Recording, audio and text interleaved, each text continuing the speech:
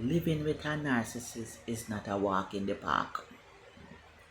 Yes, it's not a stroll in the park. It's serious matter. I'm telling you, you have to have God. When I said God, I mean really strong faith. God up above have to dwell in you for you to cope, for you to survive. And sometimes I think people that come in contact and live with those people, God send them for a purpose in that person's life.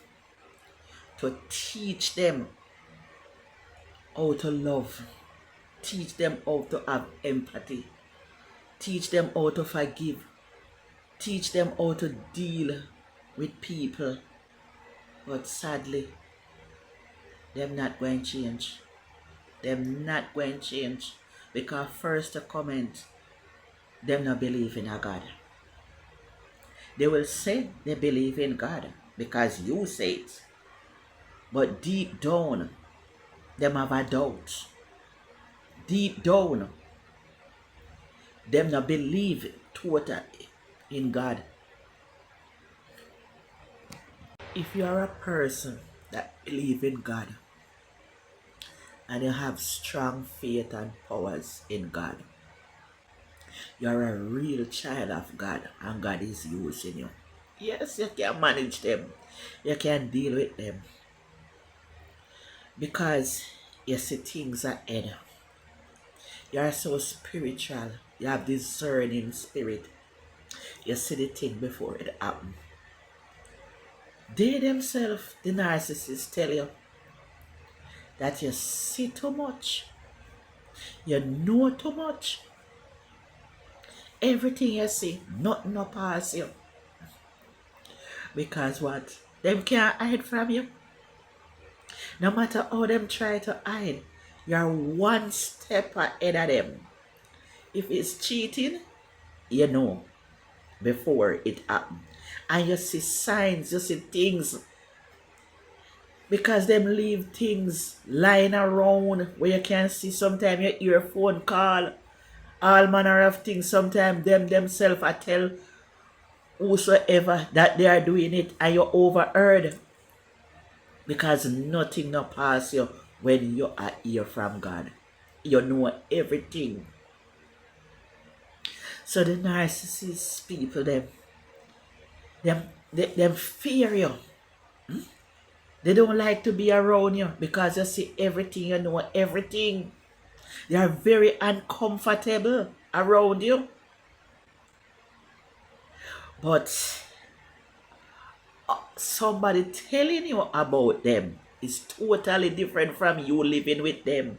You understand the dynamics until you start live with them. You will not understand the things that the person is passing through. Yes, you may think you understand. You understand? But living with them is a totally different thing. Hmm? Totally different ball game. I'm telling you. But all of this, some of us did not know until we have the internet. Hmm? Because these are things that you never learn in school. Hmm? These are things that the old time people didn't know about. Hmm? The old time people would suffer from those abuse and thought it was okay because your foreparents tell you once you're married you mustn't leave, you must stay, and you must go through it and you must work it out, and you work it out this year, work it out next year. You've been working it out for 20 good years, until your life slip away. Not one day you never enjoy peace, you never enjoy a good life. But thanks be to God for the 21st century where we have the internet. smartphone, everybody will know what they didn't know back then. Things are being revealed to the babe and suckling. That's what the Bible said. Thank God.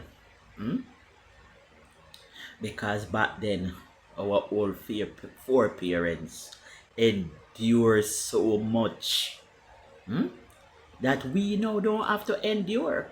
Because we know the truth. We know who we are dealing with. Yes. We know who we are dealing with now. So we don't have to suffer it.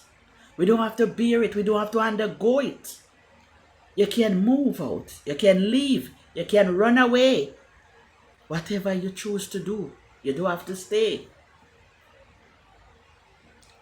And don't let nobody tell you that you have to stay because of marriage and all of that. God understand. In my own opinion, God would never dare send you anybody to harm you. Because even the Bible tell you that if our Father on earth can give good gifts, much more God in heaven. God is not going to give us anything. His children here to harm us. The devil want to rob us of our joy and peace, because there is no way you can serve God in a right way if you are not in peace. You must be in harmony. You don't want to be every time you're going to God, you're been crying, oh God, my husband this, oh God, my husband that, oh God, my husband this, oh God, my husband that. No. At some point in time, you must thank God for the husband that He has provided you. And then again, a lot of us get married and God wasn't in it.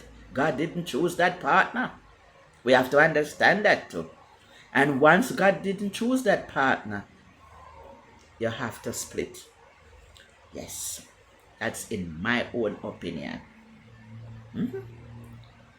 Some of us get married for emotions, feelings,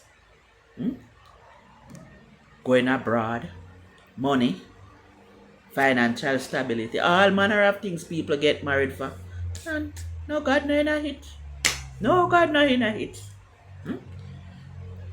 You never seek ye first the kingdom of God and all His righteousness. So no God no in a hit. And you take up the person by yourself. Sometimes Satan wrap up some things in some nice package because you're out here crying every day. Oh, I want to get married. I want to get married. And Satan say, oh, you want to get married so you can go serve God. Fix up a husband and send him for you. Because what? You might try to compete with God. So hurry up and fix up one and send for you. And you not try to find out if a God send him or a Satan send him, you run and take him.